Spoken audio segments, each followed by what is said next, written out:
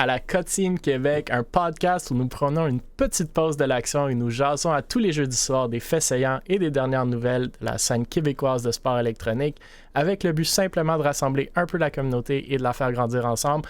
Encore une fois, s'il vous plaît, n'hésitez pas de nous partager les nouvelles que vous voyez passer ou utiliser la hashtag Jason Esports, J-A-S-O-N-S, Esports au pluriel, sur n'importe quel média social.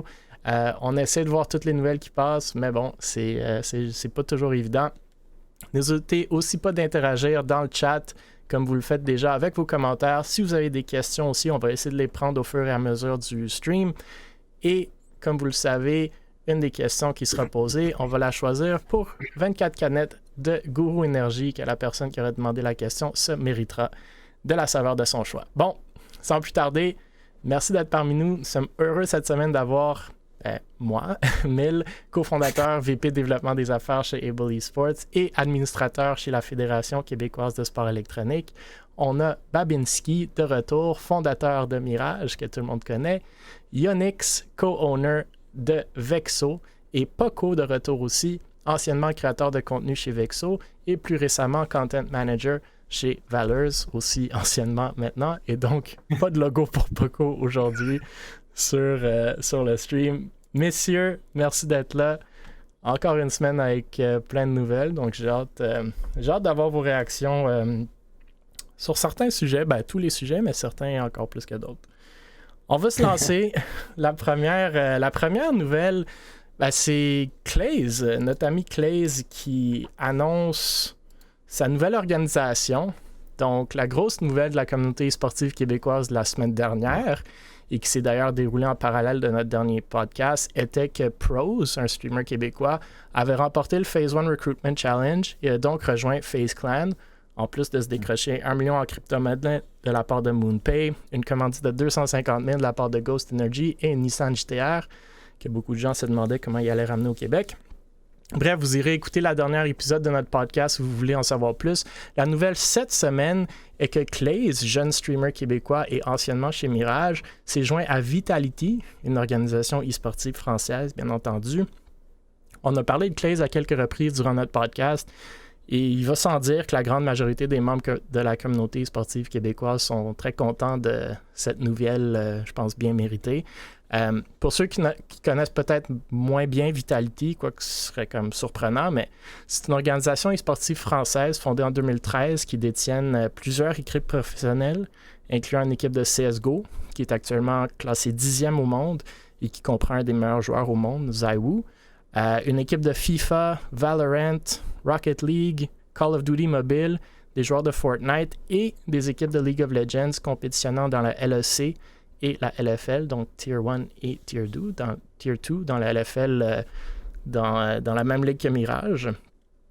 Et bref, de mon côté, j'apprécie beaucoup Claze. Je l'ai mentionné à plusieurs reprises, son contenu, particulièrement son caractère, son énergie. Je suis donc quand même content, très content pour lui. Moi, je me fais dire qu'il s'est fait comme recruter comme créateur de contenu au, entre guillemets, entry level, ce que j'imagine veut dire qu'il ne reçoit pas grand-chose de tangible pour le moment, mais qui lui permettra de suivre une trajectoire quelconque pour potentiellement monter les échelons chez Vitality. Bref, je spécule et je ne sais pas si vous en savez plus de votre côté, mais on est décidément pas encore au niveau de ce que Pros a décroché chez FaZe Clan, quoique j'ai confiance que Claze y arrivera un jour. Bon, avez-vous des réactions, commentaires, questionnements ou insights par rapport à cette nouvelle, messieurs? Ça, 1 million, vaut-tu encore quelque chose? La crypto a descendu là, depuis. Écoute, moi je le prendrais quand même. Oublie. Mais écoute, ça dépend quand l'argent lui a été donné, right? Si ça a été donné aujourd'hui, c'est encore mieux que ça ait descendu, right? Fait que, mais s'il il y a une couple de semaines avant que ça ait descendu, c'est là que le problème. Mais... Ça dépend, c'est quoi qu'il dit Elon Musk, là. On va voir dans 2 semaines. On verra. Parce que en ce moment, on est dans une grosse bulle au niveau de la crypto, puis de la... Bon, on va pas parler de ça, là, je suis désolé. C'est good. Ok, ouais, ça va encore autour des 800 000. Mais ouais, c'est vraiment bien pour Claze. Genre, il a tellement grandi en, 2 ans? Mm-hmm. Avant, il faisait du 20 views par stream. Maintenant, il en fait du 120, 150 des fois, je vois. C'est vraiment insane de sa part. Le fait qu'il rejoint Vitality, sérieusement, pour moi, ça prouve juste que son grind a payé, mais qu'il aurait rejoint ou pas Vitality, il aurait toujours été genre on top. Là.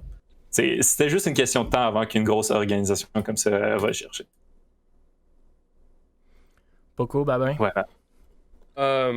Honnêtement, c'est vraiment nice de voir quelqu'un du Québec aussi jeune aller dans une organisation européenne.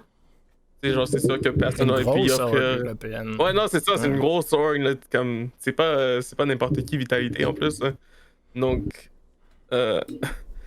c'est vraiment nice de voir surtout un jeune. Tu sais, c'est pas genre quelqu'un qui a 18-19 ans. Il y a quoi? Il y a 15 ans, je pense?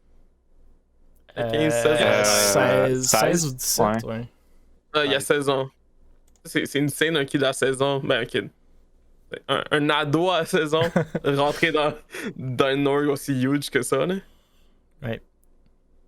Ouais, ben, moi, de ma compréhension de la chose, le contrat est beaucoup orienté avec la Vitality TV, qui est leur chaîne Twitch. Donc, de ce que j'ai compris, il y a un commitment à streamer sur certains créneaux horaires de la Vitality TV. Je présume qu'il est compensé pour ça.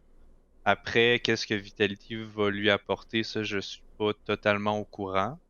Mais ce que je sais, c'est qu'il doit remplir du contenu sur la Vitality TV, qui est pas si populaire que ça quand tu regardes. Je pense qu'ils font peut-être du 250 viewers, 300 viewers. Tu sais, c'est pas un Solari ou...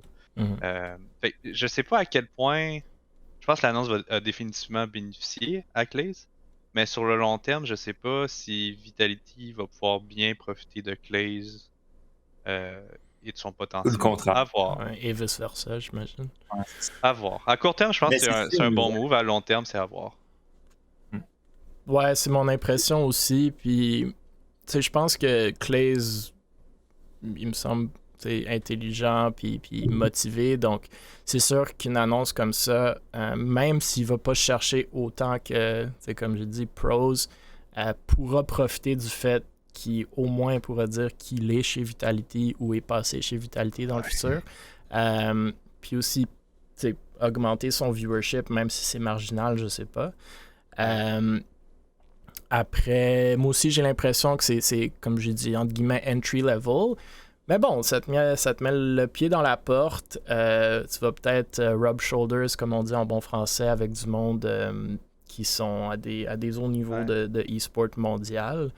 Moi, ce que j'adore, c'est qu'on crée des exemples concrets comme quoi qu'on peut percer du Québec et encore plus en le faisant français.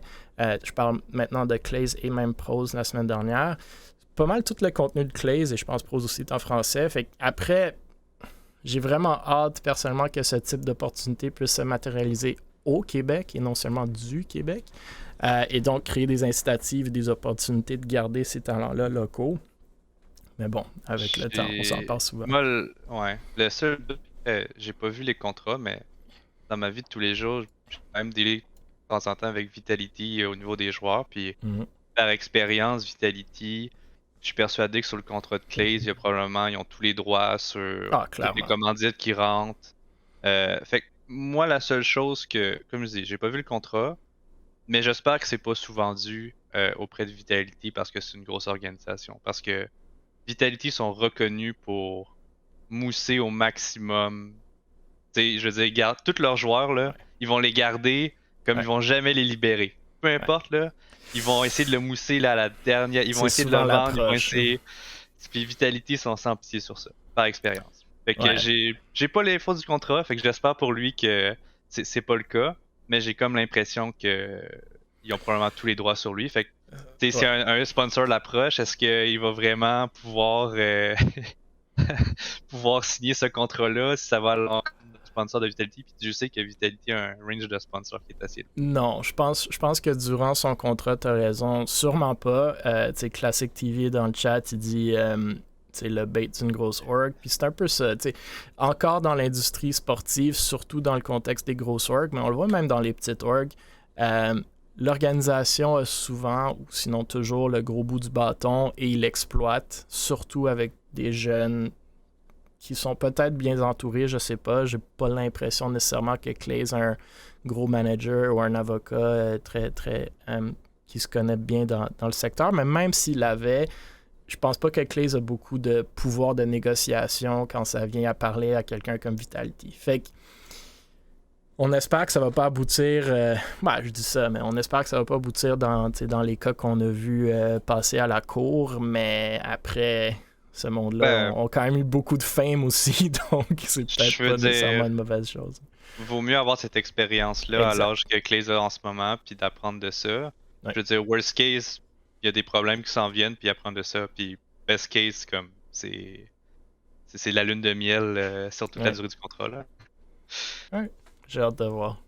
J'espère pour lui. J'espère pour Pros aussi que ça va être des belles expériences d'une façon ou d'une autre. Pros worst case, on sait qu'il y a quand même un 250 000, une belle voiture, de la crypto en masse, fait que... Peut-être. Je sais pas c'est quoi le contrat là-dedans non plus. Je sais pas. Moi, j'ose croire que ce contrat-là dit, on te donne 1,25 million et une voiture chez FaZe si tu restes X nombre de temps. Tu sais, comme il doit quand même avoir quelque chose d'accroché là-dedans. Là. Je peux pas croire que la personne peut quitter le lendemain puis tout garder. Non. On verra. Mais bon, à ce que j'ai peut-être compris, c'est même peut-être fait une blonde. Fait que, Pros a hit le jackpot la semaine dernière. Est-ce qu'on sait Claze est signé pour combien de temps? Non, moi, j'ai vraiment pas d'informations. C'est une année. Probablement un an. Minimum un an. Ouais. Mais c'est tellement bien pour je trouve que c'est long. Sûrement un an, ouais. Moi, je pense que un contrat d'un an avec un salaire payé à chaque semaine, ça va être genre...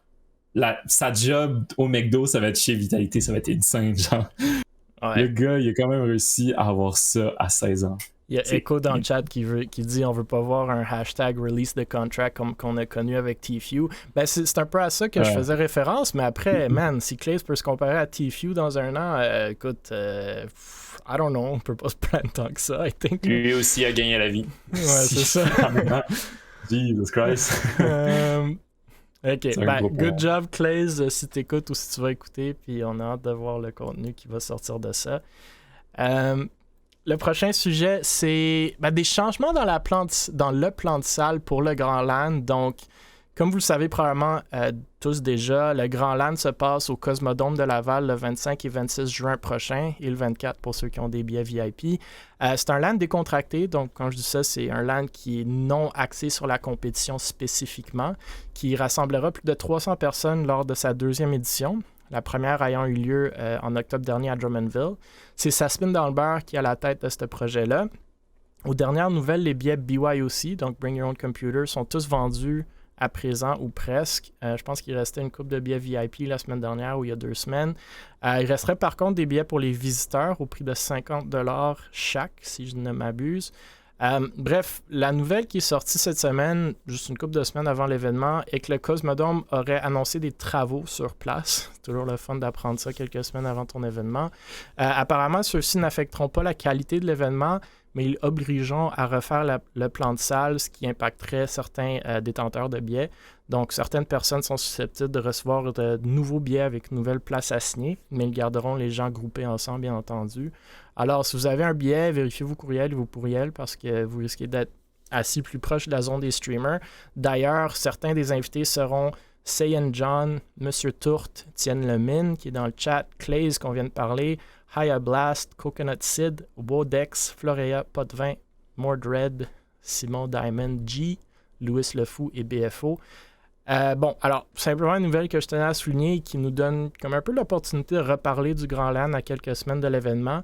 Je ne sais pas si vous avez des commentaires ou opinions sur l'événement en général et est-ce que vous y allez, premièrement? Ou pas? Tu veux commencer? Je vais commencer. Moi, je risque d'y aller. Tu sais, genre, c'est à 10 minutes de chez nous, donc c'est pas loin. En visiteur? Ouais, en visiteur. Mais je pense pas que j'irai les 2 jours, là.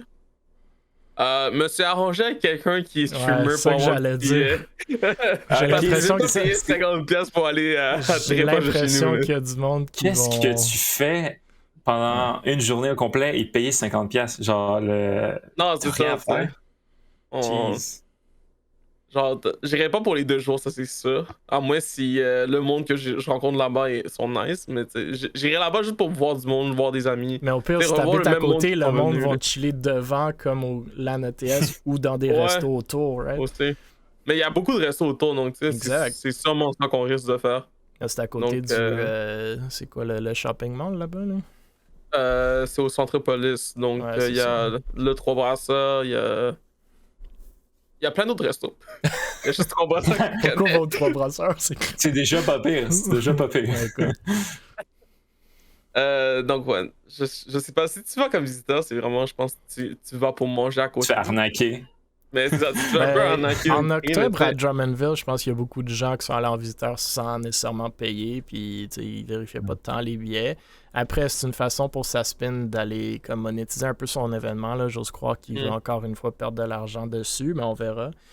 Mais en général, qu'est-ce que vous pensez de l'événement du Grand LAN? Je pense que la salle a coûté quand même cher, c'est pour ça que les prix sont si hauts. Par contre, que l'endroit fasse des rénovations un peu un mois avant, puis connaissant les rénovations à Laval, ça va prendre longtemps. Donc, c'est un peu chiant pour Saspin, ça c'est sûr et certain. Mais j'espère que ça va s'arranger. Ouais, pour le Cosmodrome, c'est juste une gang de gamers qui s'en vient. Là. Je pense qu'ils s'en foutent un peu. Comme, vous allez avoir votre place, c'est juste qu'il va y avoir des perches, des trucs de construction. Donc, je pense pas que ça les dérange plus que ça. Là. Je pense pas que c'est leur contrat de l'année, là, mais c'est fun les LAN. Mais les LAN sans compétition, je trouve que c'est un petit peu moins fun. Mais c'est le fun de rencontrer tout le monde. Mais moi, personnellement, je vais pas être là. C'est genre 1h30, puis s'il faut que je paye pour y aller, et même s'il faut que je m'infiltre, il va pas y avoir grand monde que je connais. Genre avec ça, je pense pas qu'on va être là. Donc c'est un événement fun pour encore du monde, à part ça. Qu'est-ce que t'en penses de cet événement-là? Ou ce type d'événement-là? Ouais, je sais pas si je vais y aller, là. Peut-être qu'il y a le taureau mécanique, là, écoute. C'est vrai, il y avait un taureau. Non, mais c'est sûr que 50$, tu y penses pour y aller, là. Mais écoute, peut-être que j'irai prendre une bière à côté avec les gens qui sont là. Exact, on va tout aller aux Trois Brasseurs. À voir. 300 personnes au Cosmodome, 250 de plus aux Trois Brasseurs. Exact. On réserve la place au complet. There you go. Un LAN aux Trois Brasseurs, ça serait fun. Yeah! Écoute, moi, je suis allé en octobre, puis je pense que Babin, t'étais là aussi, Yannick, je suis pas certain si t'étais passé ou pas, mais moi, j'ai apprécié. Après, je pense qu'il y avait beaucoup de hype pour cet événement-là parce qu'on était en COVID, ça faisait comme 1 an et demi, 2 ans que personne ne s'était vu. Maintenant, je pense que Saspin profite aussi un peu du hype que le LAN ETS a créé. On a vu le nombre d'événements qui se sont donnés puis les posts Twitter après. Fait que je pense qu'il est encore sur cette vague-là. Fait que c'est très cool de voir que c'est un événement vendu. Là. Moi, j'étais pas nécessairement convaincu que ça allait être le cas. Puis il l'a fait, donc je suis content pour ça. C'est pas mon genre d'événement nécessairement non plus, mais je suis plus sur le volet compétitif comme Yonix. Mais après, on l'a vu au LAN ETS, un gros volet content creator social qui s'est donné, qui était limite aussi nice, sinon encore plus que le volet compétitif. Donc j'ai espoir. Je pense qu'il va y avoir beaucoup de joueurs de Fortnite. Je ne vais pas me prononcer si je pense que c'est une bonne chose ou une mauvaise chose, mais peut-être l'âge moyen va être un peu plus jeune, ce qui est correct. C'était le cas à Drummondville aussi. Est-ce que je vais faire un tour? Je sais pas encore. Peut-être comme Babin, une décision de dernière minute ou c'est ça. Moi, nous quatre, on pourra se coller un 5 à 7 aux Trois Brasseurs, puis le monde va se déplacer. Là. Ça, je suis beaucoup plus. Bon, 50$ de gaz va être rendu. C'est un 5$, quand j'y allais, c'était un 5$ pour une pinte de bière au Trois Brasseurs, et que je me prends 10 pintes. On se saoule aux Trois Brasseurs. Pour 50$, on a un budget. Exact. C'est un drôle là-dessus. Mais non, écoute, moi je suis content qu'il y ait juste des événements en LAN puis des événements pour une variété de gens là. Pas tout le monde est dans le compétitif, pas tout le monde vit à Montréal. Fait que je trouve ça très cool. Puis Cosmodome, je pense malgré les constructions, je pense que ça va être une expérience unique là, nos LAN. Moi j'en ai jamais vu un dans le Cosmodome ou rien de similaire. Fait que ça peut être très très cool. Bon, prochain sujet, c'est les gamers s'unissent pour Opération Enfant Soleil. Dans le cadre de l'événement Jouer pour guérir. Donc, l'événement Jouer pour guérir est de retour pour une 3e édition cet été. Et cette fois-ci, c'est une collaboration avec le studio de jeux mobiles Square Enix Montréal, dont on a parlé une ou deux fois sur le podcast déjà. Pendant 20 heures, entre le 4 et 5 juin, donc ce week-end, des membres de l'industrie québécoise du jeu se réuniront et se relaieraient sur la chaîne Twitch d'Opération Enfance Soleil pour collecter des fonds qui permettront aux hôpitaux et aux organisations de la province de fournir des soins adéquats aux enfants. Pèse sur Start, dont a fait la publication que j'ai vue sur Twitter, participera à l'événement en compagnie de plusieurs streamers, Denis Talbot, le jeu C'est Sérieux, Florea, plusieurs d'autres. Personnellement, j'adore ces événements-là ou ce type d'événements-là. On passe tellement de temps à gamer, compétitionner, pousser pour agrandir nos passions. Et quand on peut mixer cette passion avec le fait d'aider de belles causes, pour moi, ça n'a comme pas de comparable. Fait que ça me rappelle d'ailleurs les 2 streams caritatifs que toi, Poco, tu as organisés par le passé, qu'on avait abordé sur le podcast, sur le stream avec Vexo pour aider les patients atteints du cancer du sein, et l'opération Sauver le Meltdown. Nous, chez Able, on avait organisé un événement de 12 heures où on a amassé plus de 5 000 $ au bénéfice de Centraide pour aider les jeunes dans le besoin dans la région du Grand Montréal. Je me rappelle aussi que Northern Arena, qui détiennent Mirage, avait organisé un événement caritatif en décembre dernier pour la fondation Make-A-Wish avec l'aide d'un paquet de streamers incluant Miss Harvey. Bref, de beaux exemples parmi tant d'autres. Je tenais donc à souligner la nouvelle et faire rayonner un peu pour ceux qui ne l'ont peut-être pas vu passer. Je sais pas, avez-vous des réactions quant à l'événement Jouer pour guérir ou gênez-vous pas si vous voulez parler de vos points de vue sur les événements caritatifs en gaming plus généralement? Là? Moi, je connaissais pas vraiment l'événement Jouer pour guérir. Je pense que j'en ai entendu parler un peu l'an passé, mais j'avais pas trop checké ça. Mais je suis vraiment content que il y a du monde qui veulent faire un stream d'eux-mêmes. Parce que c'est quand même beaucoup d'organisation derrière ça, puis c'est quand même la job à faire, tu sais. Il y a quand même beaucoup de choses à faire, puis que Square Enix, justement, s'affilie à ça, c'est vraiment nice de voir que la communauté veulent faire de quoi de même. Et pas mal ça, je pense, mon point de vue là-dessus. C'est juste... vas-y. Est-ce qu'il y a des crédits d'impôt quand tu fais ce genre d'événement-là? Oui. Il me semble que oui, hein? Ouais. Ça dépend. Fait que pour les gens qui donnent de l'argent, tu vas avoir un crédit d'impôt. Pour l'organisation qui l'organise, comme nous, il n'y a rien qui est passé par nous, mais c'est sûr que si on a eu des dépenses, on aurait pu déclarer certaines choses, mais bon, vu qu'on est zéro imposé chez Able, on fait des pertes. C'est comme plus ou moins intéressant. Oui. Ouais, c'est ça. D'habitude, si la personne qui donne pour une charité, c'est sûr que tu peux le déclarer. Après, ça dépend combien tu donnes, si c'est intéressant ou pas, mais bon, oui, tu peux le déclarer. Okay. Sinon, moi, je pense que c'est des très belles initiatives, puis effectivement, c'est beaucoup d'organisations par expérience. Fait qu'il faut vraiment que la cause te tienne à cœur, là, définitivement. Oui.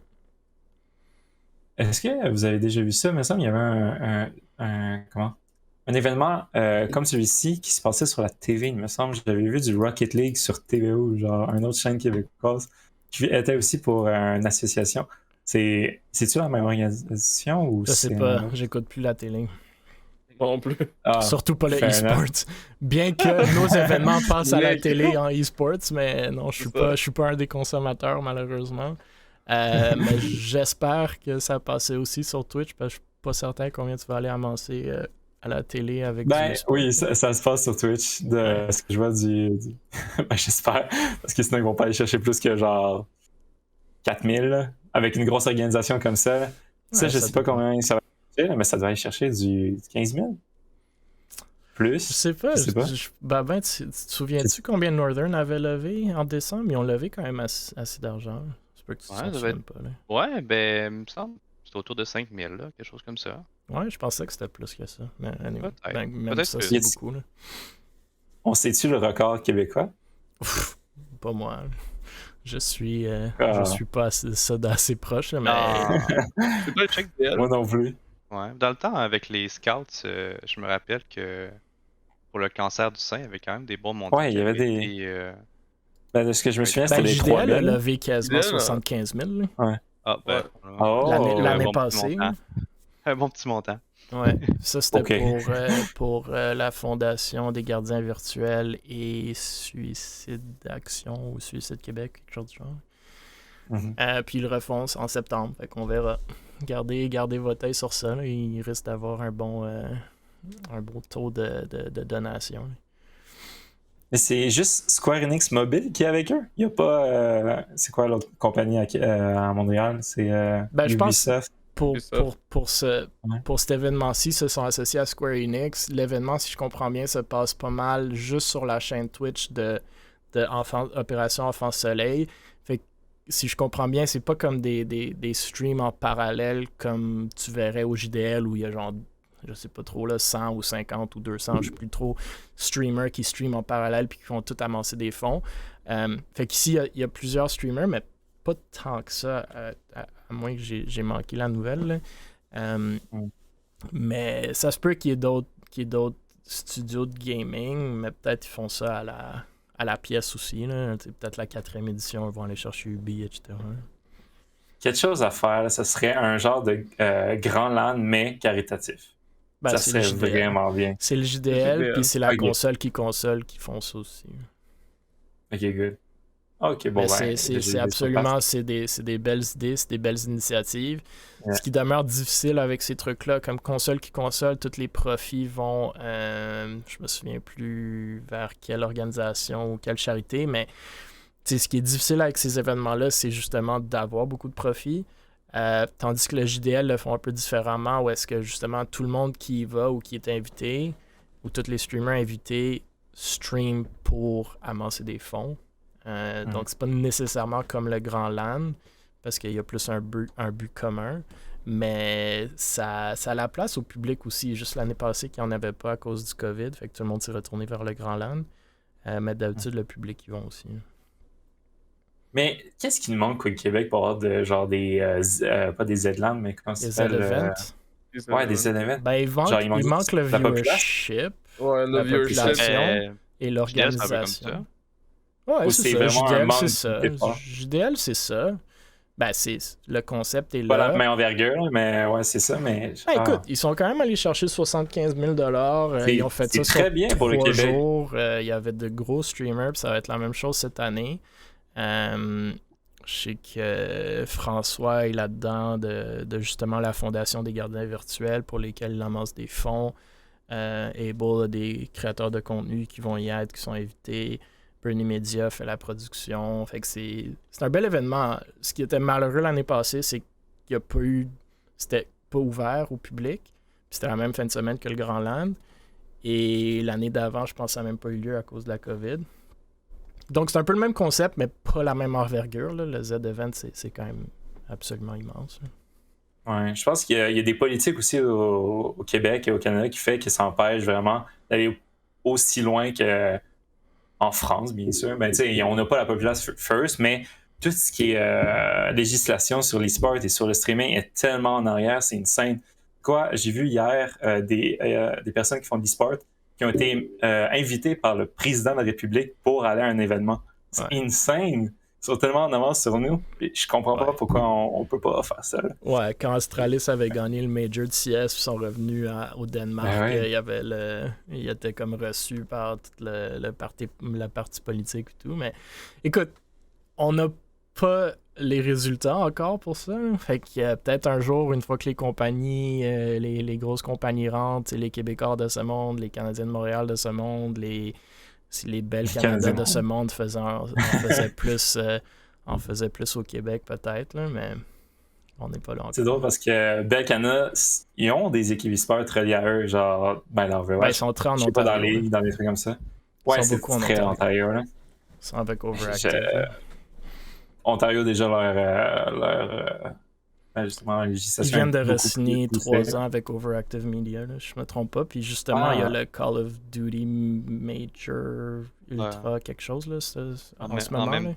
En même temps, Ben Media, ils ont au-dessus de 20% d'actionnariat dans Overactive Media. Exact. Ça fait du sens qu'ils soient commandés. Absolument. Je sais pas qu'est-ce qui se passe ici. Mais c'est juste ce genre de compagnie-là n'existe pas ici. Les Canadiens de Montréal, je les ai mentionnés parce qu'eux aussi ont investi dans Overactive, qui sont en Ontario, right? Investi. Ils ont donné de l'argent. Fait que, écoute, c'est juste, on n'est pas encore rendu là ici. Puis, tu sais, on le voit même avec des organisations qui ont du succès. Mirage, premier exemple, qui sont à la base québécois, sont maintenant, en théorie, basés en Ontario, avec Northern Arena, et ont des équipes aux États-Unis et en France. Et ça fait du sens. Tu sais, on peut pas leur en vouloir. C'est là que l'argent est, right? Donc, c'est un peu l'œuf et la poule. Est-ce qu'on va s'y rendre, j'espère? C'est peut-être juste une question de temps. Mais bon, c'est le problème du Québec. Dès qu'on a quelque chose de bien, ça s'exporte. Oui, ça peut être vu comme un problème. C'est un problème, ouais, bon. Moi, j'aimerais ça que ça reste ici, mais bon, est-ce que c'est réaliste? Je sais pas. C'est une question de population aussi. Là. En France, c'est plus réaliste. Là. Les Canadiens de Montréal, oui, ont du succès à Montréal, mais c'est quand même une équipe qui est suivie un peu plus broadly. Il y a combien de Canadiens? Pas de Canadiens, mais je veux dire de Québécois dans les Canadiens de Montréal. Il y en a quoi, 2? Je pense que l'année dernière, il y en avait genre une, puis ils ont maintenant peut-être 2 avec Martin, là, qui est revenu en tant qu'entraîneur. Ah, boy. Mais ça, c'est un autre sujet. On passe à Valors avant de trop parler des Habs. Valors dévoile leur roster, officiellement leur roster d'Apex Legends.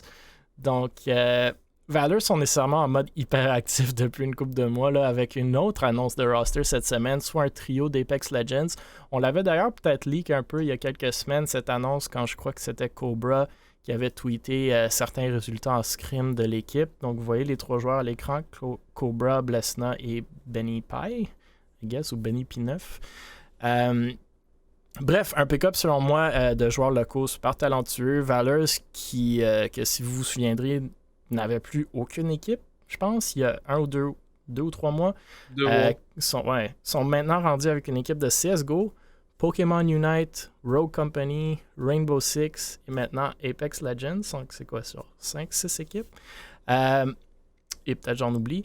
De ce que j'entends, ils se chercheraient aussi une équipe de Valorant prochainement, là, à moins que je me trompe. D'ailleurs, et on l'a mentionné la semaine passée, je tiens à souligner que leur équipe de Rogue Company vont compétitionner ce week-end à Atlanta dans le Rogue Company Championship Series et que leur équipe de CSGO seront à Toronto la semaine prochaine pour compétitionner dans le Sigma eSport Cup où ils affronteront 3 autres équipes afin de se mériter une place dans l'événement final en novembre qui se tiendra à Malte.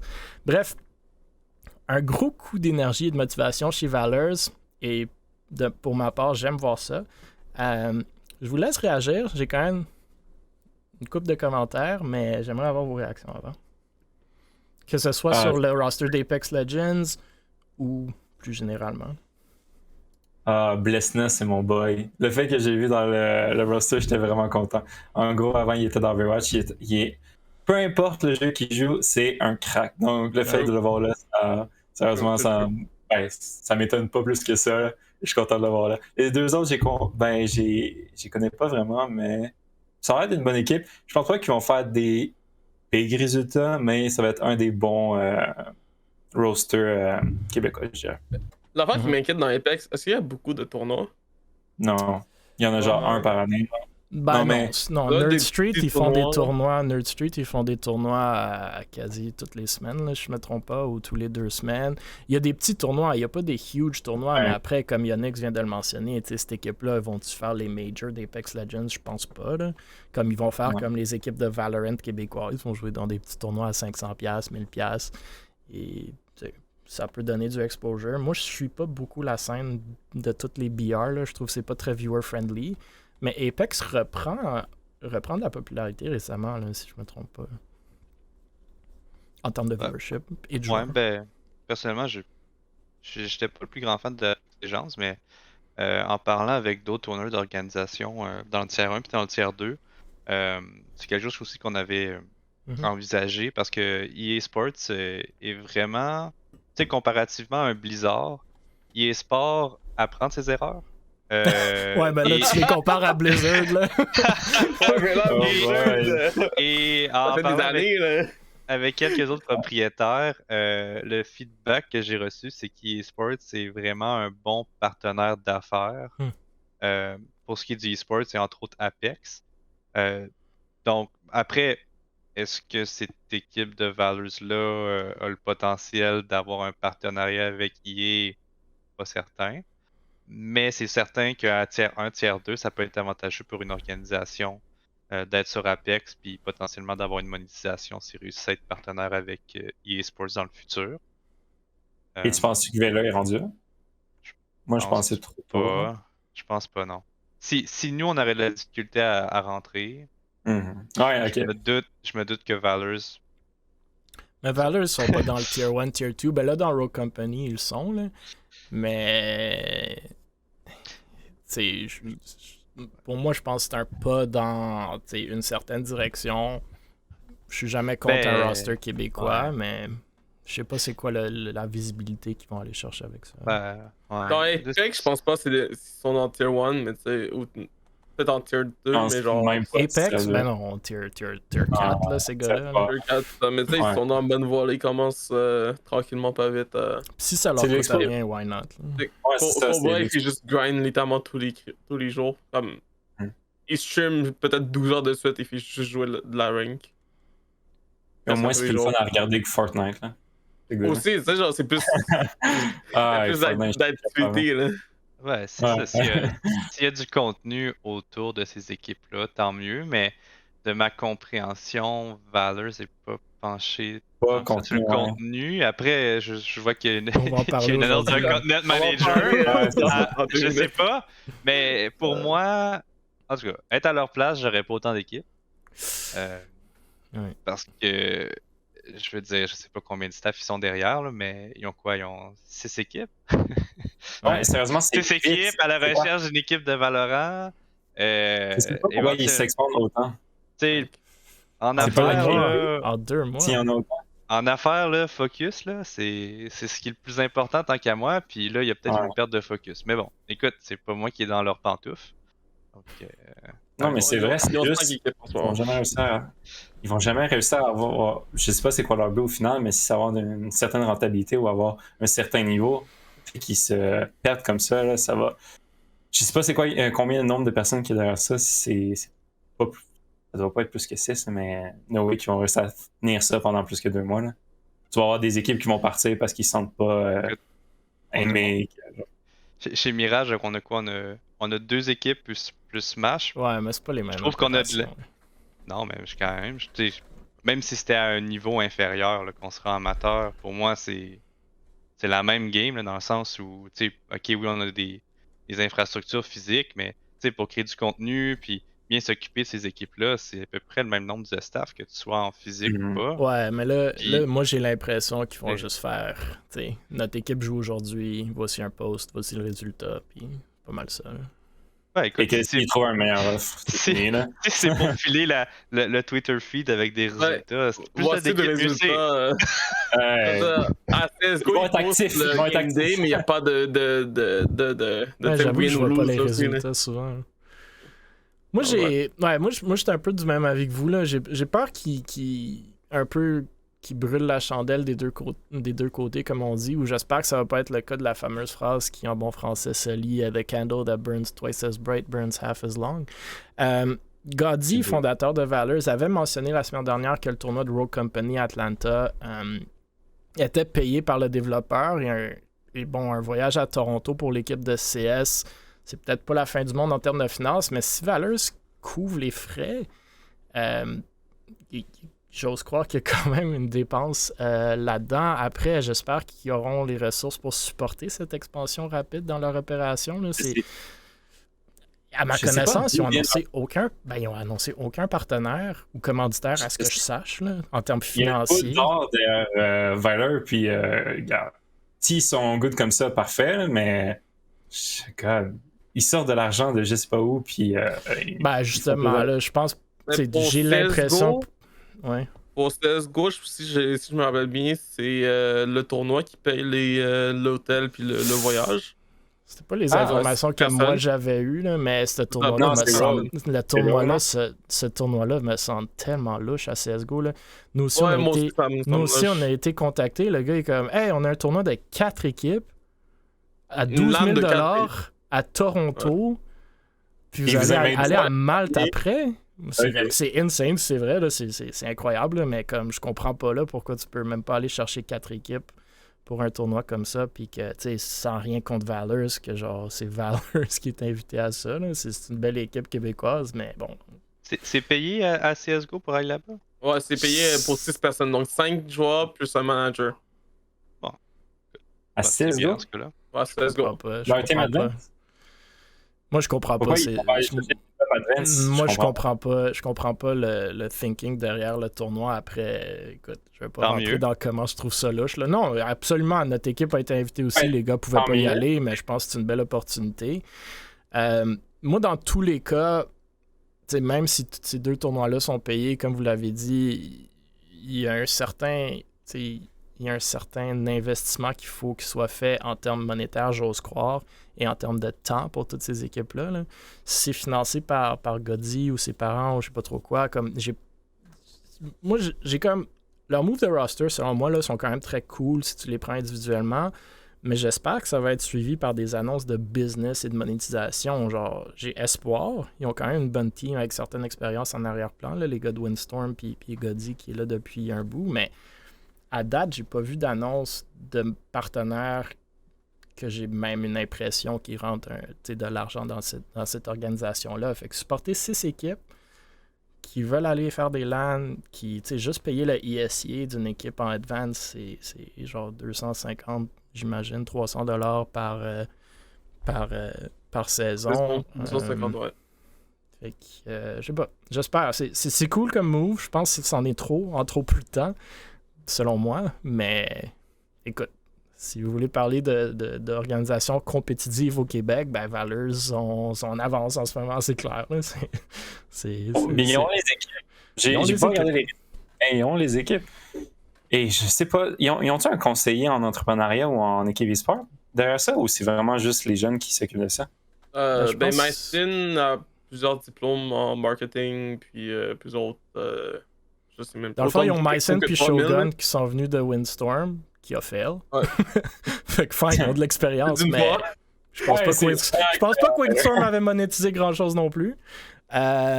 Après, ils ont Godzi, qui lui aussi est sur la scène depuis longtemps. Fait que, tu sais, je pense qu'ils ont le potentiel de le faire, mais il est temps de, comme, selon moi, tourner le focus de, OK, on a assez de roster, essayons de trouver un moyen de les supporter. Là. Moi, il manque un rock chez Valors, c'est juste un fait. Là. Il faut qu'ils trouvent un autre juste une façon de monétiser ça. Ça va être pas avec les tournois qui vont réussir à... peut-être qu'ils vont chercher des parts des winnings, je sais pas, mais après, il n'y a pas grand winning. C'est le nerf de la guerre, hein, la monétisation dans toutes les zones au Québec. Puis dans les mondialement même en général.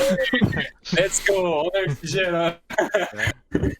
Ça c'est dans le chat, si vous êtes comment je pourrais m'impliquer dans le sport électronique. Si vous êtes un vendeur... S'il y a des investisseurs dans le chat...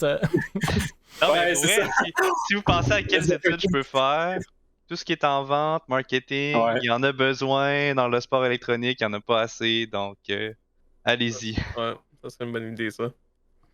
Classique TV dit... chercher un petit tweet looking for investisseur, puis tu sais, aller DM le monde, tu sais. Ça m'a aidé. Classique TV dit failed experience is still experience. 100%, je suis 100% d'accord. Casse-toi la gueule 99 fois, tu vas en apprendre des choses. Fait que j'ai vraiment rien contre ce que Valors fait, même le contraire. Là, je suis vraiment excité à chaque fois qu'ils ont une nouvelle annonce. Puis c'est des belles équipes, c'est quand même des hauts niveaux. J'espère juste qu'ils vont être capables de le sustain. Genre, historiquement, c'est pas ce qu'on a vu au Québec. C'est pas ce qu'on a vu même n'importe où. Donc, j'espère qu'il y a un plan derrière. Puis justement, ça nous amène peut-être à notre prochain sujet qui est le fait que Poco quitte Valors en tant que Content Manager. Vous vous rappellerez peut-être que nous avions parlé lors de ce podcast de l'arrivée de Poco chez Valors en tant que Content Manager vers la mi-avril, si je ne m'abuse. Tu étais même sur le podcast, si je me souviens bien, pour nous partager les raisons que tu avais rejoint Valors et ton rôle dans l'organisation. Bref, vous aurez écouté même... vous aurez écouté le podcast ou les versions précédentes ou les épisodes précédents. Mais cette semaine, Poco nous annonce qu'il quitte Valors et qu'il se chercherait une organisation avec laquelle travailler, qui voudrait pousser leur contenu au maximum et qui voudrait organiser des événements dans les prochains mois. On va d'ailleurs aborder lors de notre dernier sujet ce soir un événement que Poco semble organiser aux côtés de Tien Lemine, PDG chez Victorin, mais qui est dans le chat.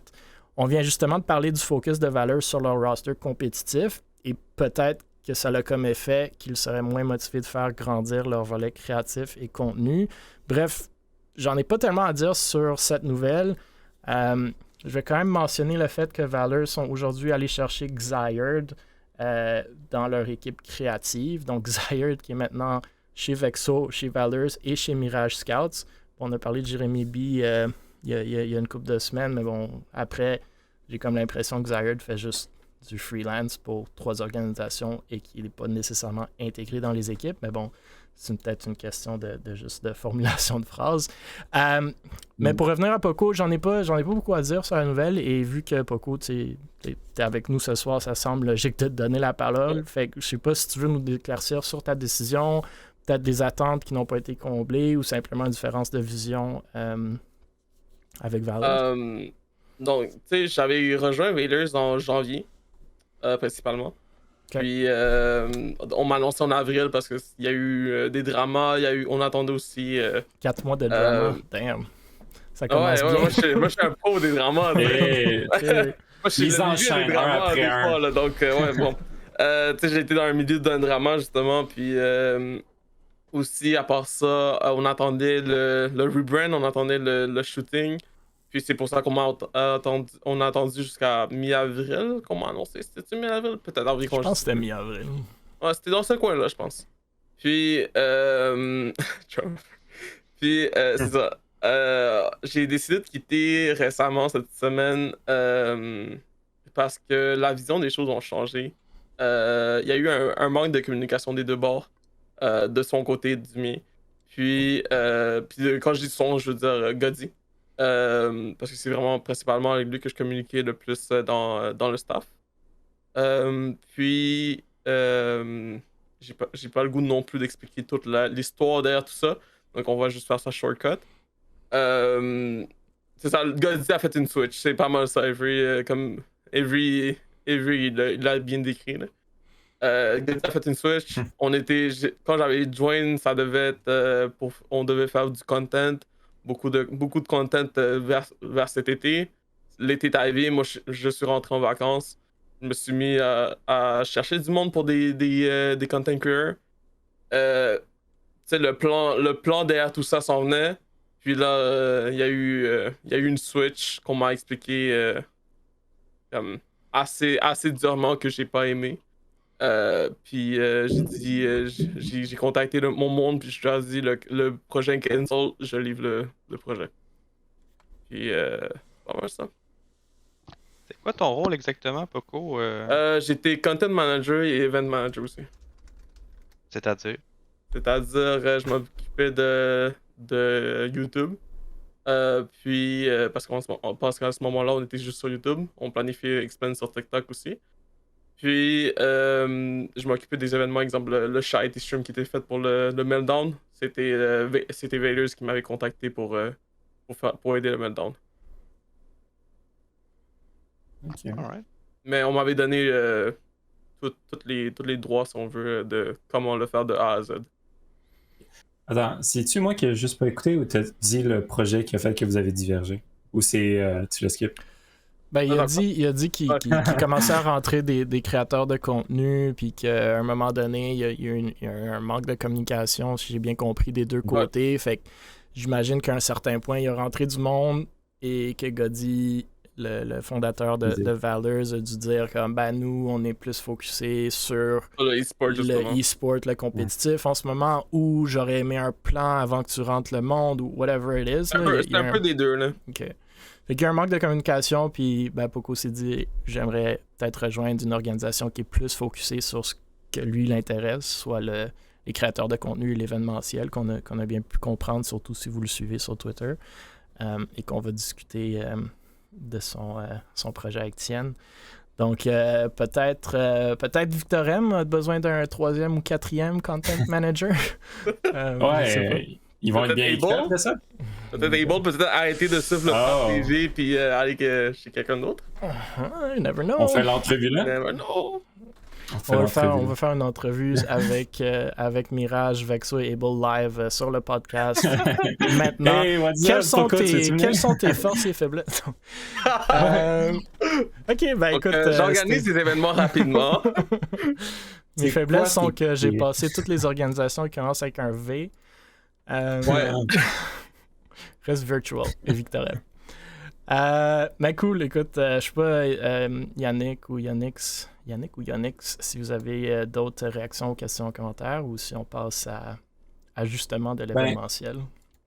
C'est juste des personnes qui avaient plus la même idée. Ça dans les petites heures québécoises, ça va toujours se passer. Comme l'idée n'est pas claire de base dans la plupart des heures québécoises, ça va toujours arriver qu'il y a des moments où les personnes vont se rediviser parce que, au final, on voulait faire des Sparks. Même s'il y a 2 mois, on voulait vraiment faire du contenu. C'est toujours comme ça, mais bon, on va jamais changer ça. C'est ça qui fait notre personnalité. Jamais changer. Notre differentiating factor. Yeah. En parlant d'événementiel, Léo Vinci organise un tournoi de Valorant en collaboration avec des créateurs de contenu québécois. Donc, Léo, qui est passé à plusieurs reprises sur ce podcast et qui est créateur de contenu chez Able Esports, décide d'organiser un tournoi de Valorant qu'il dénomme The Vinci Rivals. Je note d'ailleurs que Léo avait organisé récemment un meet-up Twitch à Montréal, bien entendu avec l'aide d'autres mondes, j'imagine, au Parc La Fontaine. Je crois qu'il y a eu un beau turnout.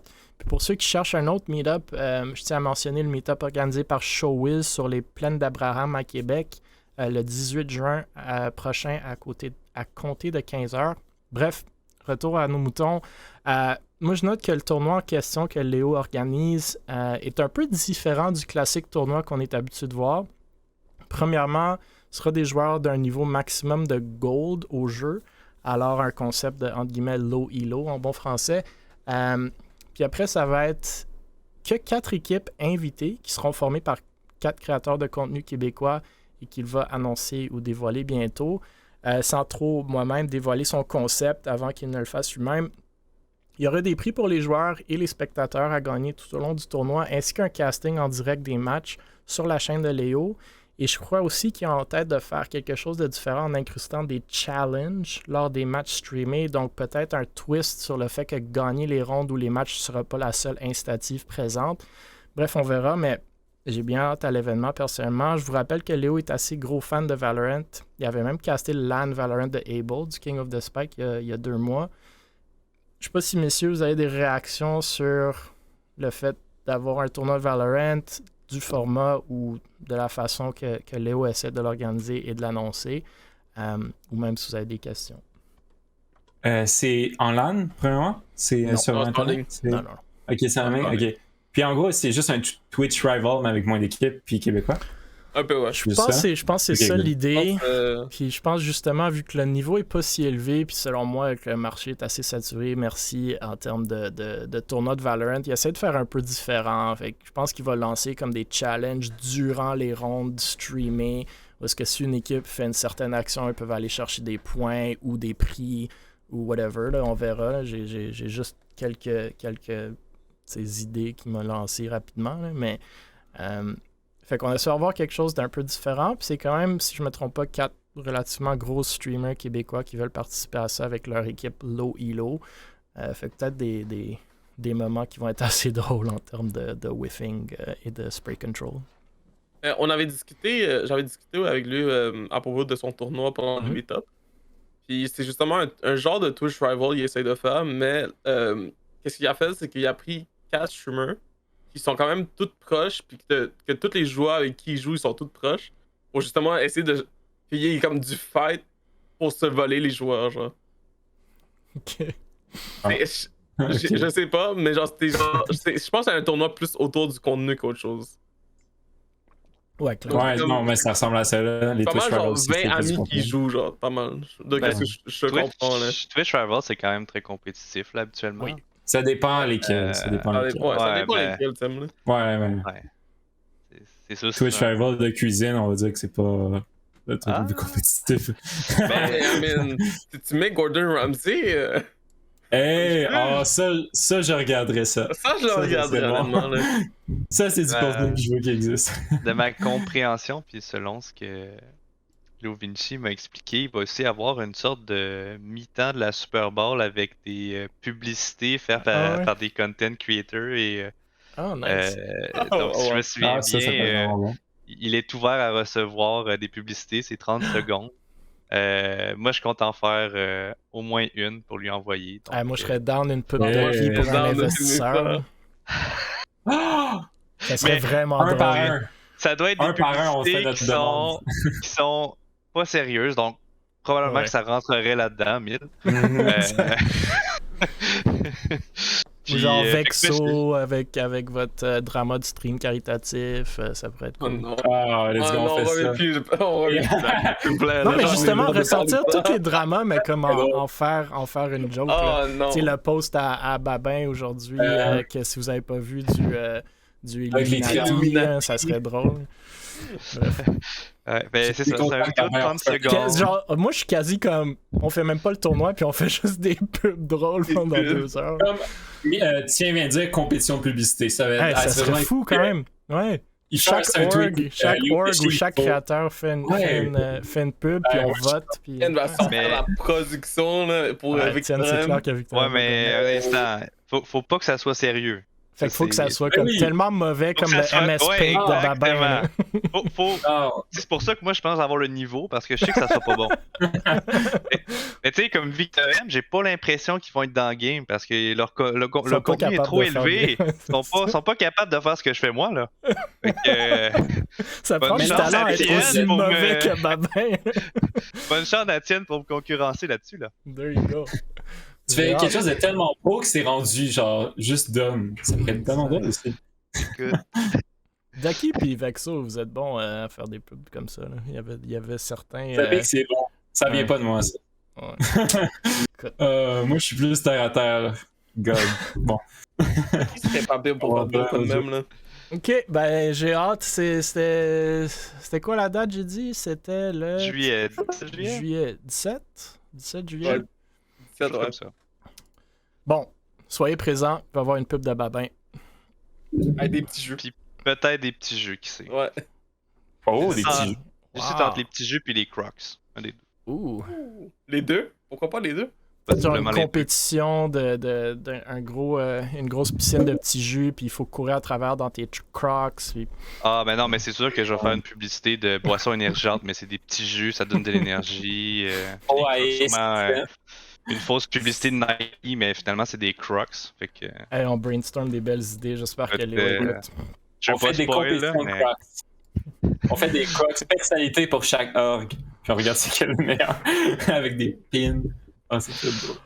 Bon, une nouvelle organisation qui commence avec un V. Villainous Union fait son entrée sur la scène. Bon, pourquoi on parle de Villainous Union? À la base, c'est un dénommé Chris qui est fondateur de cette organisation e-sportive. Et Chris vient de Saint-Jean-sur-Richelieu, donc du Québec. Certains l'ont peut-être rencontré au LAN ETS le mois dernier. Bref, Chris et compagnie lancent, ou plutôt relancent, Villainous Union cette semaine avec l'annonce que vous voyez à l'écran. Si j'ai bien compris, ce serait un rebranding de Nori Aim qui avait été annoncé le 13 mai 2022, comme quoi que ça allait venir. Ce qui m'est pas clair, par contre, c'est que le Twitter de Nori Aim semble toujours exister avec 43 followers, tandis que celui de Villainous montre un nombre, selon moi, non insignificatif de plus de 3500 followers. Bref, peut-être qu'on invitera justement Chris dans nos prochains podcasts, mais ce que j'ai pu dénicher aux côtés de Chris, il y aurait les gens suivants, dont, selon moi, dans le back-office de l'organisation, Silex comme owner et PDG, et que lui a un following de plus de 1600 personnes sur son compte Twitter personnel. Snow comme chef des opérations avec plus de 17,5 000 followers. Remy en tant que chef du marketing avec plus de 2000 followers. Et Chris, que j'ai déjà mentionné comme fondateur avec environ 500 followers. Bref, à part Chris, j'ai pas pu conclusivement voir d'autres Québécois là-dedans, mais ils semblent pas mal tous être Canadiens pour ce que j'ai mentionné. En me joignant à leur Discord, il semble avoir quelques graphistes, des joueurs de Valorant, que je pense Poco t'a dit est une équipe féminine de Valorant, et des créateurs de contenu. Bon, c'est l'info que j'ai à partager pour le moment, mais je tenais quand même à souligner la nouvelle. Chris m'avait contacté d'ailleurs lors du LAN ETS, et vu qu'on s'est manqué à l'événement, on s'était fait un call Discord un peu après, où il m'a demandé certaines questions liées aux commandites et aux approches potentielles pour en décrocher. Je sais pas si vous avez des réactions ou même peut-être plus d'infos. Peut-être toi, Poco, je sais qu'on s'est parlé un peu avant le podcast. T'avais une coupe. J'ai un peu d'infos sur eux. Ouais. Je sais que l'équipe est principalement anglophone. Ce qui veut dire qu'il y a du monde plus d'Ontario, puis de Alberta, puis une partie aussi américaine. Donc les owners sont un peu splittés un peu partout. Je pense que c'est un Américain, un Ontarien et un Québécois. Puis le staff aussi un peu splitté un peu partout. Donc je sais pas. Je sais pas s'il y a d'autres Québécois là-dedans. Mais je sais qu'ils veulent. Ils ont déjà un peu une communauté américaine, ils veulent expander un peu au Québec aussi. Ok. Donc c'est ça de qu'est-ce que j'ai compris de. Puis sur le fait du Twitter, c'est parce que leur ancien Twitter s'est fait hack. Ou leur Twitter actuel s'est fait hack, puis ils ont repris ce Twitter-là. Je sais même plus c'est quoi. Non. ça le côté hack, puis le rebranding, je l'ai pas compris non plus. Comme Jérémy a dit, sus. Voilà, j'ai juste à dire. Je connais pas plus que ça. Les owners, je le connais pas. Les graphiques sont bien, mais j'ai rien ajouté sur ça. Pas bien. Ben, l'animation est belle là, sur la vidéo. C'est ça. Je vois des triangles. Probablement du même club que les autres organisations québécoises. Dans le club DV en plus. Pas convaincu. Ben, c'est toujours bizarre quand t'as un certain nombre de followers avec une nouvelle organisation. C'est vrai que c'est un rebrand, mais dans ce cas-là, de ce que j'ai compris, c'est même pas le même compte. Pas ce que j'ai pu voir. Pour moi, quand t'approches des entreprises, puis c'est jamais bon parce que en fait, si t'as 3600 followers, mais que ton posts. En fait, ça va nuire. En fait, ça va nuire à l'organisation parce que le taux de followers versus le taux d'engagement, dans le fond, le nombre de followers versus le taux d'engagement va être très faible parce que, en réalité, ils ont peut-être juste, je sais pas, en partant 150 followers sur les 3000 quelques followers. Donc, d'un point de vue entreprise, je pense pas que c'est une bonne chose. Je pense que de recommencer avec un nouveau compte aurait été plus avantageux pour eux pour pas biaiser leurs statistiques. Et c'est quoi, ils voulaient aller chercher des sponsors, des trucs comme ça, des affiliés? Ils vont aller clairement.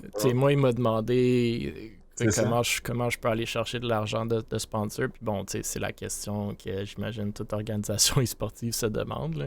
Puis pour être franc avec vous, il n'y a pas le shortcut là-dedans. Là. C'est ça. C'est toutes les organisations qui commencent avec un compte avec 7000, 3000, peu importe.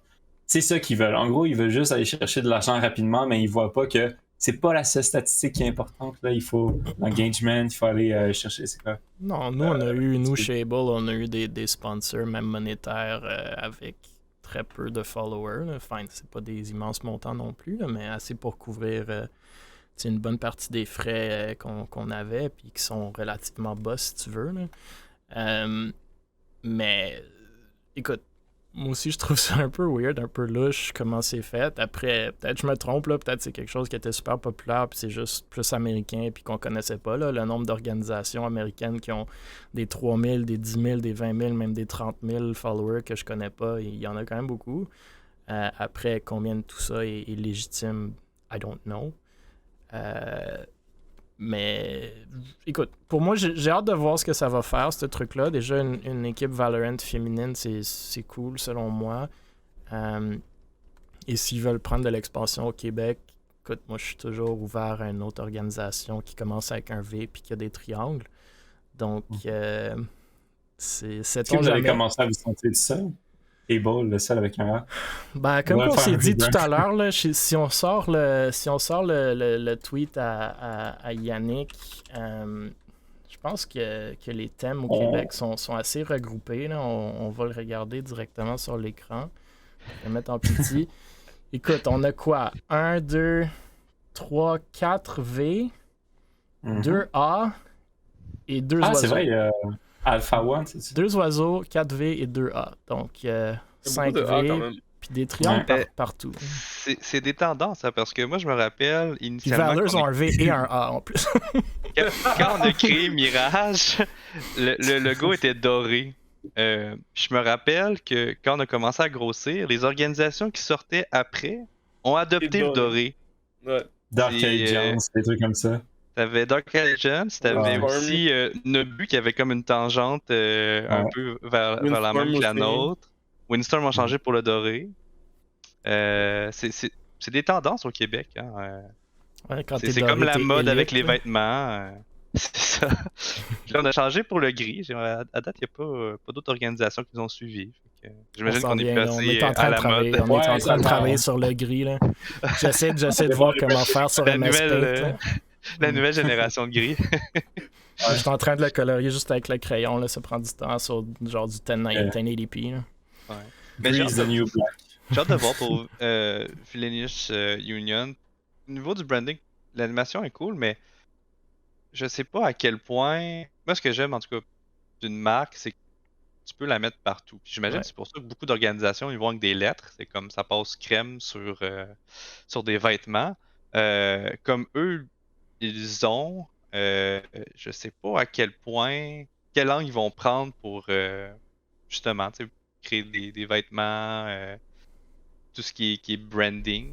Ça fait comme équipe d'hockey Cosum, là, je sais pas. Pas les équipes d'hockey Cosum? Non, mais dans le sens, tu sais, les équipes de sport, puis oui, je sais pas. Moi, c'est pas dans mes goûts à moi, mais bon, ça reste personnel. Là. Avery dans le chat, puis il trouve ça sick. Donc, écoute. Ah, écoute. Ah non, le branding est vraiment bien.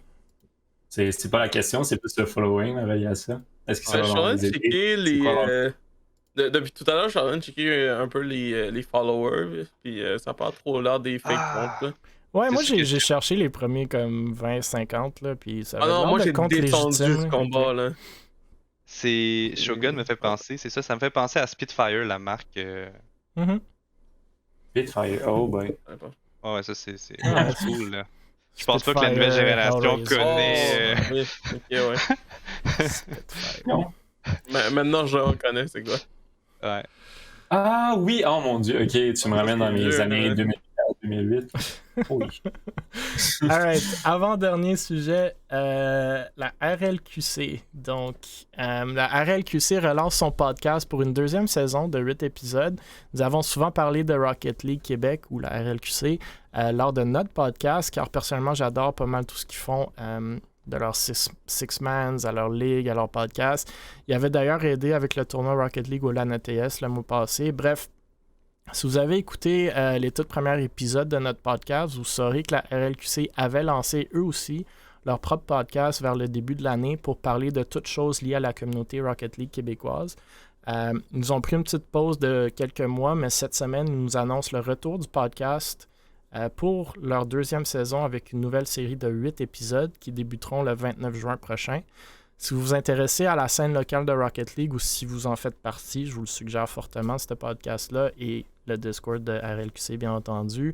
Comme toujours, une belle qualité de stream, production, des sujets intéressants. Bref, rien à dire de plus, mais je tiens toujours à faire rayonner autant que possible leur projet. Donc voilà. J'ai d'ailleurs hâte à la deuxième saison de leur ligue, là, que j'espère est encore dans les cartes. Messieurs, avez-vous des commentaires quelconques sur la RLQC ou leur podcast, ou l'avez-vous même écouté? J'ai pas regardé ça pour... J'écoute pas genre de Rocket League, donc ouais. Yeah, non. Je pense avoir regardé une fois là. Je veux dire, au niveau de la production, comme tout projet RLQC, c'est vraiment une pointe tant qu'à moi. C'est bien exécuté. Après, est-ce que il y a une grande démographie pour écouter ce genre de contenu-là? J'imagine que c'est beaucoup des gens qui participent à leurs événements, qui sont dans leur communauté, qui le regardent. Donc, c'est une offre supplémentaire pour leur communauté, je présume.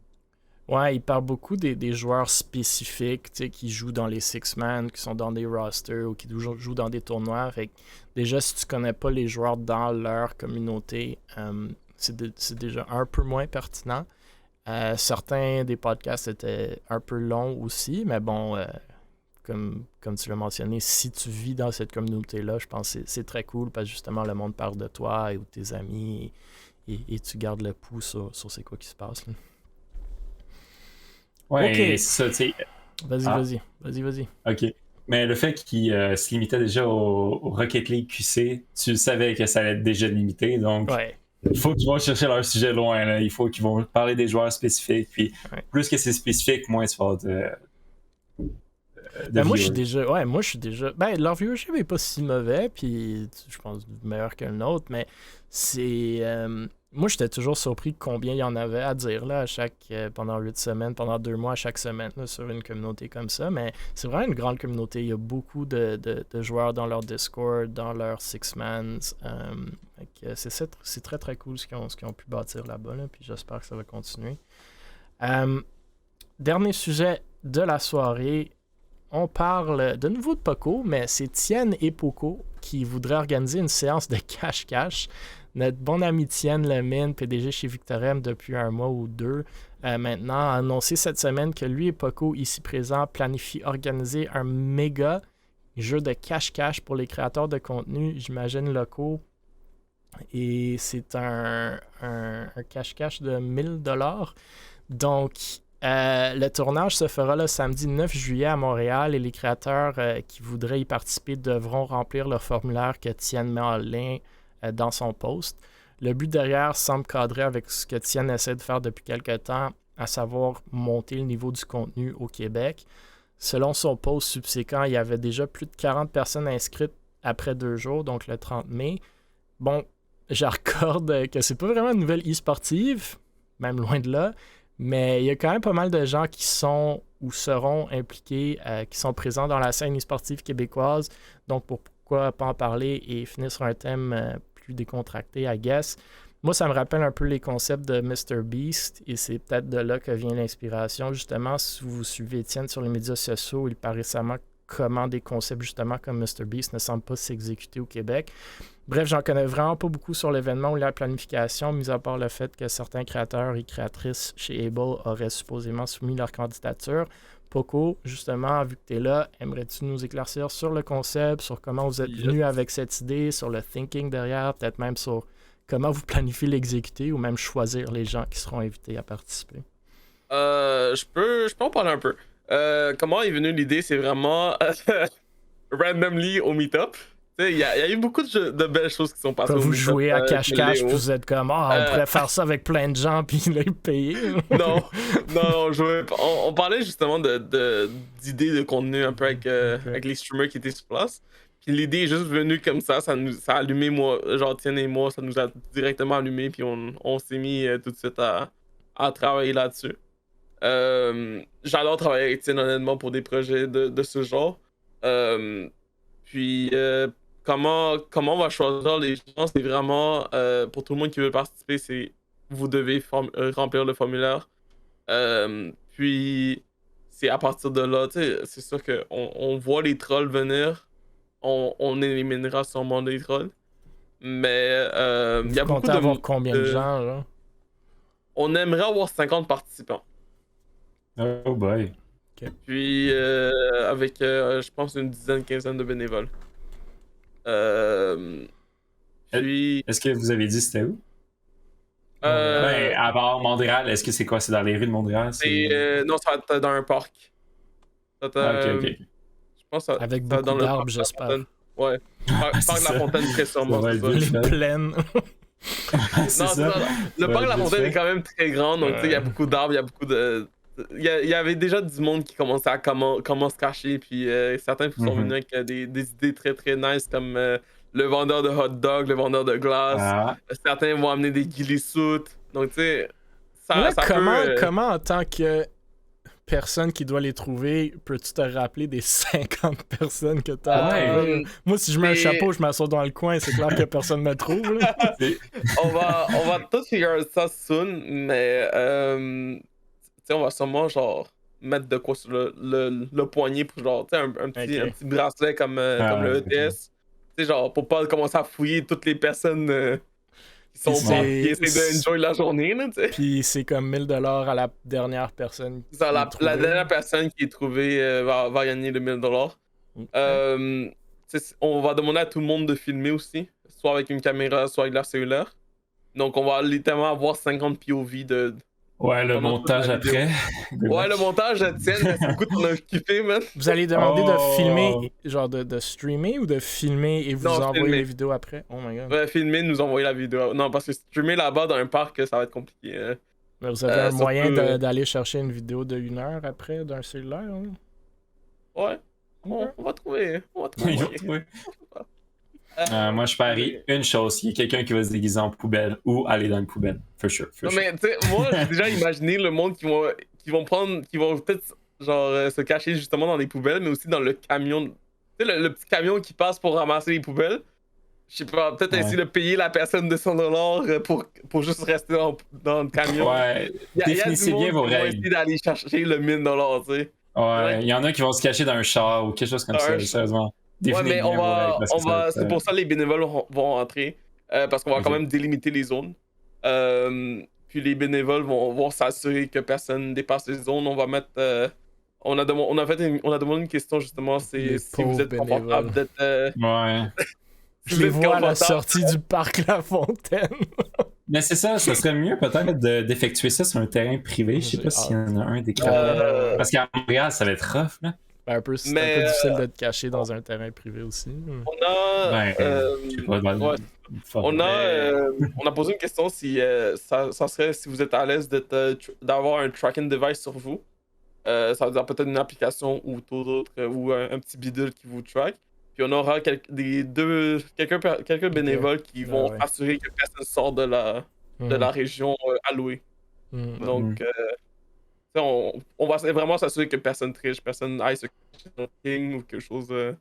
Puis à la base, j'ose croire, même s'il y a un prize pool. De un, je pense que vous auriez pu aller chercher ces gens-là sans prize pool, mais j'imagine que ça fait le concept plus intéressant pour la vidéo. Puis après. Ça fait le MrBeast. Ouais, c'est ça. C'est ça, on veut vraiment faire style MrBeast, mais version québécoise. Peut-être pas 100 000 $, un petit 1000 $ en place. Ouais. Mais ça va aller dans ce côté-là, oui. Bon, cool. On dirait que faire ce concept-là, si je me fie à ce que MrBeast a fait, si je me rappelle bien, c'est dans une arena dans un stade. Tu sais, organisez-vous en même temps qu'un LAN quelconque. Puis allez-y la journée où qui set up, puis vous avez un spot qui est privé où il n'y aura personne sauf les content creators, puis qui va être pas mal moins de trouble que le parc La Fontaine. Ça, je dis rien. Yeah. Parce que sûrement, vous avez pas je sais pas si vous avez besoin de permission, là, mais c'est quand même un bon petit 65 personnes qui voulaient amener un endroit, puis quasiment réserver l'endroit. Tu sais, je connais pas des parcs à Montréal qui sont si grands que ça. Là. Ben, La Fontaine, c'est extrêmement grand, mais c'est juste qu'il y a tellement de gens, ça va être...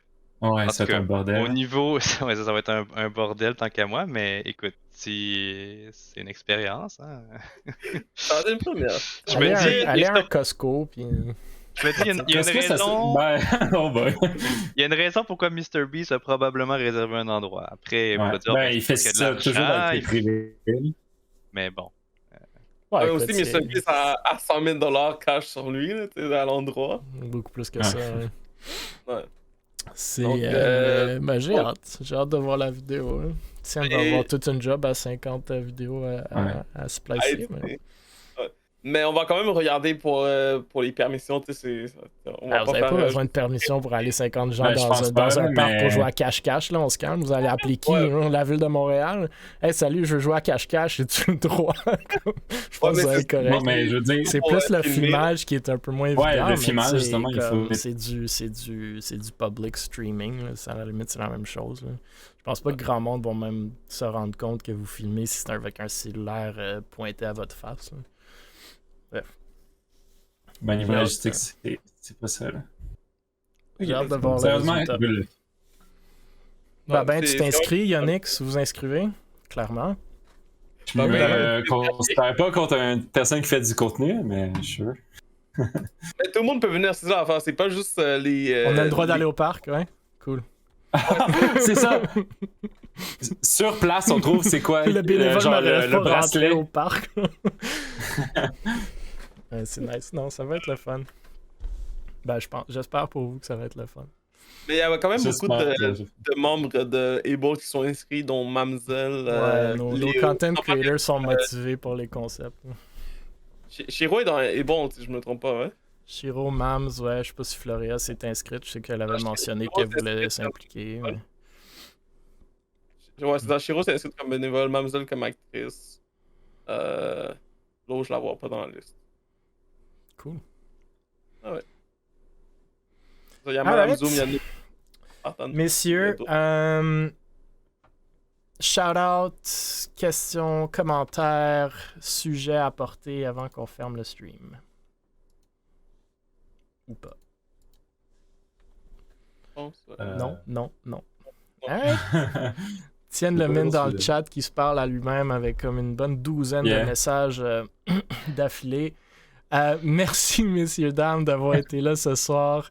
Bavin, Poco, Yonix, bien entendu, tout le monde dans le chat et tout le monde qui écoute plus tard. Et justement, vous pouvez aller écouter tous les épisodes du podcast sur le YouTube d'Able Esports, Apple Podcasts, Google Podcasts, Spotify. Allez aimer, partager, commenter. Le plus de gens qui vont écouter le podcast, le plus de gens qui vont parler de notre scène et le plus qu'elle va rayonner. Donc, les gens comme Villainous vont pouvoir aller se chercher des commanditaires plus facilement. Et sinon, on fait ça tous les jeudis soirs, donc n'hésitez pas de revenir jeudi prochain à 20h. Et si vous voulez participer en tant qu'invité aussi, n'hésitez pas de m'envoyer un message. Ça nous fera plaisir de faire participer autant de gens que possible dans le podcast. 23e épisode la semaine prochaine. Jason Esports, faisons connaître nos projets. Hashtag Jason Esports, JASONS Esports sur les médias sociaux. Merci messieurs, dames. On se voit jeudi prochain.